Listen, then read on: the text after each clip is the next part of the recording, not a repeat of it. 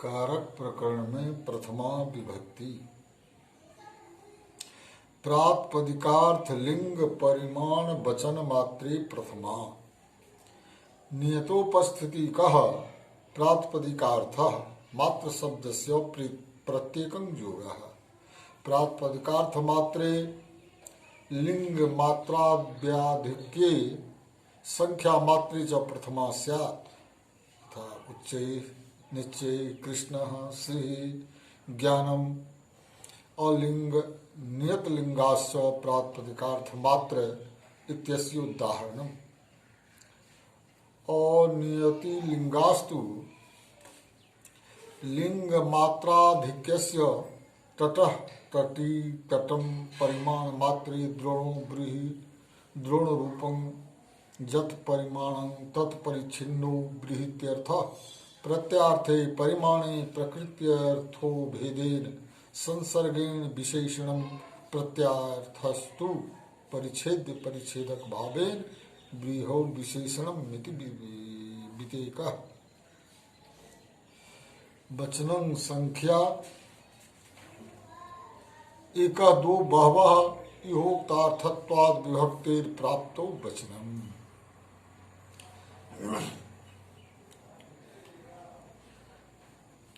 प्रातिपदिकार्थ लिंग परिमाण वचन मात्रे प्रथमा, यह विधि सूत्र है। अर्थात नियत उपस्थिति वाले अर्थ को प्रातिपदिकार्थ कहा जाता है। मात्र शब्द का प्रत्येक से संबंध है। केवल प्रातिपदिकार्थ में लिंग मात्राधिक्य में परिमाण मात्र में तथा वचन मात्र में प्रथमा विभक्ति होती है। जैसे उच्चे नीचे कृष्णः श्री ज्ञानम प्रातिपदिकार्थ मात्र के उदाहरण के शब्द है जिनका कोई लिंग नहीं है अथवा जिनका लिंग निश्चित है। और नियत लिंग शब्द लिंग मात्र के आधिक्य के उदाहरण है। जैसे तटः तटी तटम परिमाण मात्र की अधिकता में प्रथमा विभक्ति का उदाहरण द्रोणो ब्रूहि।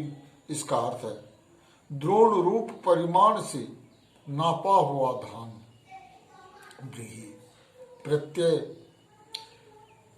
विभक्ति के परिमाण अर्थ में प्रकृति द्रोण का अर्थ विशेष परिमाण अभेद संबंध से विशेषण होता है तथा प्रत्यय का अर्थ साधारण परिमाण परिच्छेद परिच्छेदक भाव संबंध से ब्रीहि का विशेषण हो जाता है। यही इसका तात्पर्य है। वचन का अर्थ संज्ञा है। एकः दो बहवः अर्थ उक्त होने से विभक्ति प्राप्त न होने के कारण सूत्र में वचन ग्रहण किया गया है। संदर्भ न्याय प्रातिपदिकात अधिकार के अंतर्गत 7 विभक्तियों के सु ओ जस आदि 21 प्रत्ययों का परिचय कराया जा चुका है। सूक्ष्मोस आदि सूत्र से मुख्य रूप से उन 7 विभक्तियों के अर्थ बतलाने के लिए इस प्रकरण का आरंभ किया गया है। क्रम प्राप्त प्रथमा विभक्ति से आरंभ कर सप्तमी विभक्ति पर्यंत सभी विभक्तियों का अर्थ निरूपित करना इस प्रकरण का मुख्य उद्देश्य है। प्रथमा विभक्ति का अर्थ बतलाने का उपक्रम है के अनुसार सूत्र का विश्लेषण करना आवश्यक है। सूत्रत्व सूत्रस्थ प्रतिपदिकार्थ लिंग परिमाण वचन मात्रे पद का विग्रह इस प्रकार है। प्रातिपदिकस्य अर्थः प्रातिपदिकार्थः प्रातिपदिकार्थस्य लिंगस्य परिमाणञ्च वचनञ्च प्रातिपदिकार्थ लिंग परिमाण वचनम्। समाहारद्वन्द्व प्रातिपदिकार्थ लिंग परिमाण वचन वचनान्येव प्रातिपदिकार्थ लिंग परिमाण वचन मात्रम तस्मिन् प्रातिपदिकार्थ मात्रे। यह नियम है कि द्वंद्व समास के अंत में विद्यमान शब्द का प्रत्येक शब्द के साथ संबंध होता है। इस नियम के अनुसार प्रातिपदिकार्थे लिंगे परिमाणे तथा वचने शब्द के साथ मात्र शब्द का अन्वय होता है। मात्र शब्द का अर्थ अवधारण है। तदनुसार प्रातिपदिकार्थ मात्र में लिंग मात्र की अधिकता में, परिमाण मात्र में और संख्या मात्र में प्रथमा विभक्ति होती है। क्रम प्राप्त प्रातिपदिकार्थ शब्द की व्याख्या है। यह नियतोपस्थिति है, अर्थात जिस शब्द के उच्चारण के समानांतर जो वस्तु नियत यानी निश्चित रूप से उपस्थित हो, वही उस प्रतिपदिक का अर्थ होता है।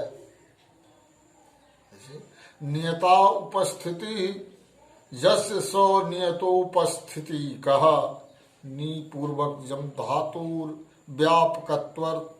व्यापकत्वमर्थः आश्रयश्च कार्यः खष्ठ्यर्थश्च विषयता तथा च व्यापकत्वोपस्थिति विषयत्वं प्रातिपदिकार्थत्वमिति शब्दतो लभ्यते।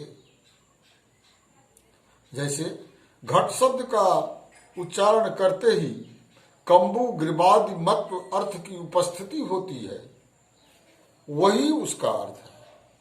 अतः केवल प्रातिपदिकार्थ को अभिलषित कर घट शब्द से प्रथमा व्यक्ति हो जाएगी। घटः फलतः किसी भी शब्द से विभक्त्या संयुक्त होने के पूर्व उसमें अर्थ प्रकाशन की योग्यता शक्ति होना आवश्यक है। शब्द की मौलिक स्थिति को प्रातिपदिक कहा गया है।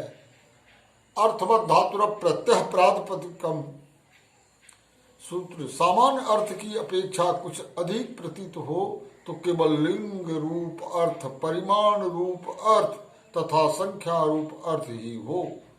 इस कथन से यह स्पष्ट हो गया कि प्रातिपदिकार्थ के साथ ही जहाँ लिंग, परिमाण तथा संख्या रूप अर्थों की प्रतीति होगी, वहाँ भी उन शब्दों से प्रथमा विभक्ति ही संयुक्त होगी।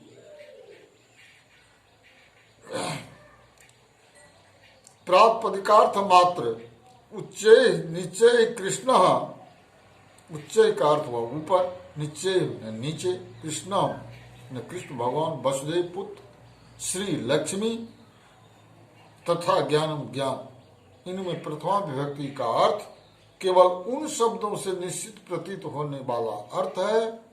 इन पांचों शब्दों में से प्रथम दो शब्द उच्चैस और निश्चैस अव्यय है, अतः लिंग है।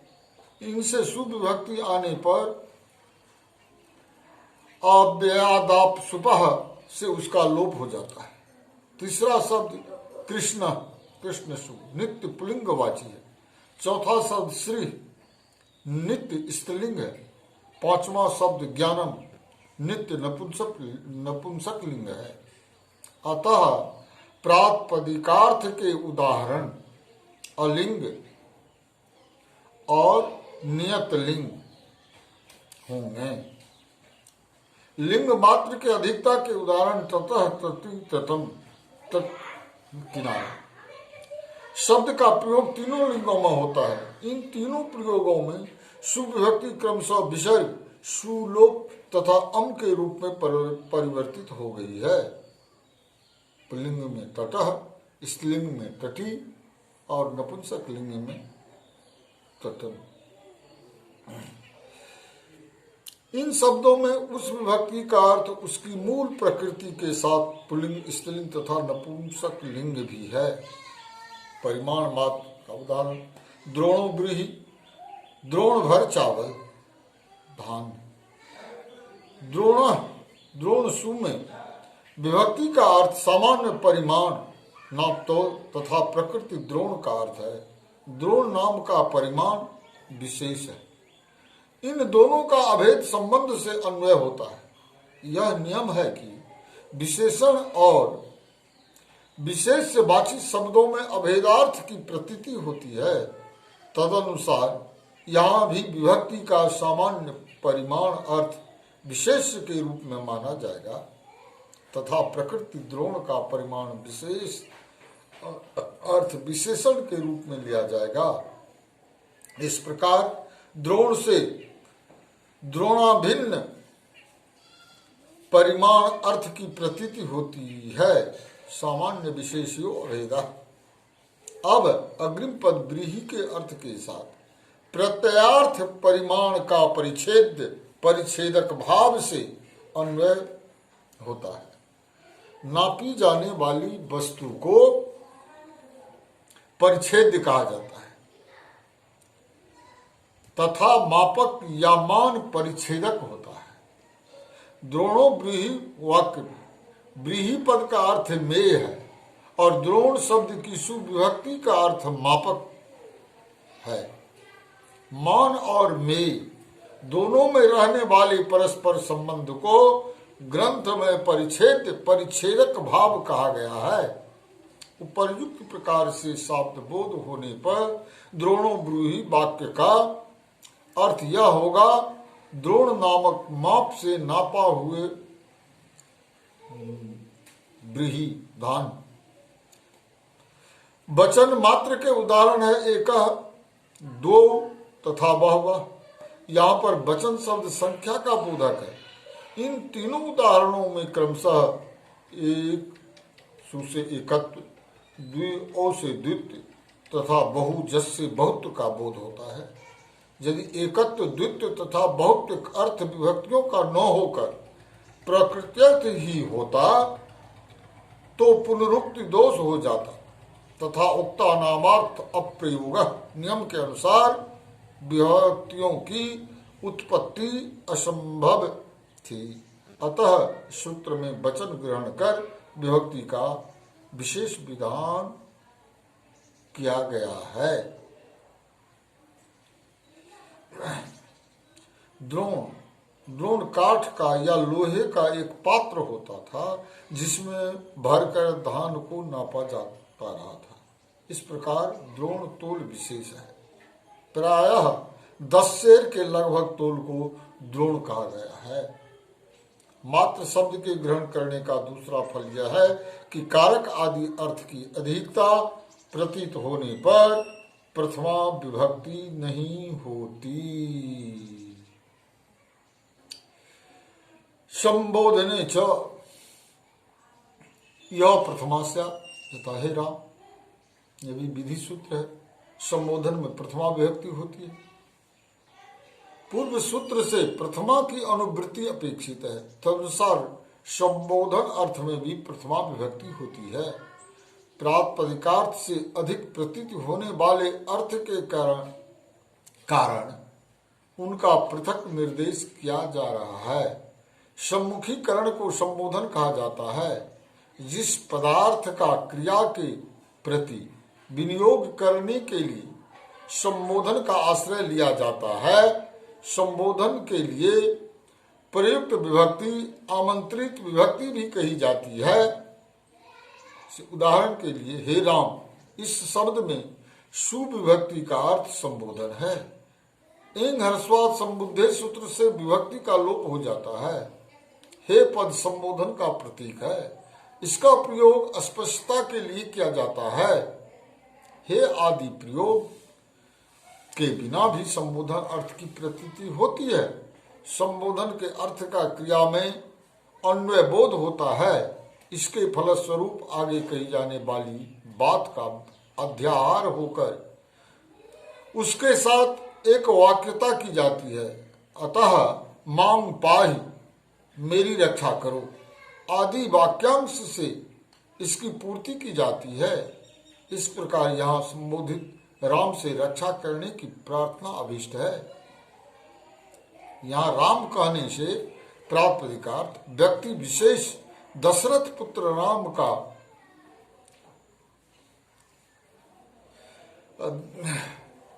ध्यान होने के अतिरिक्त अभिमुखीकरण रूप अर्थ की अधिकता होने से प्रातिपदिकार्थ में प्रथमा संभव नहीं थी, अतः पृथक सूत्र के द्वारा विधान किया गया है।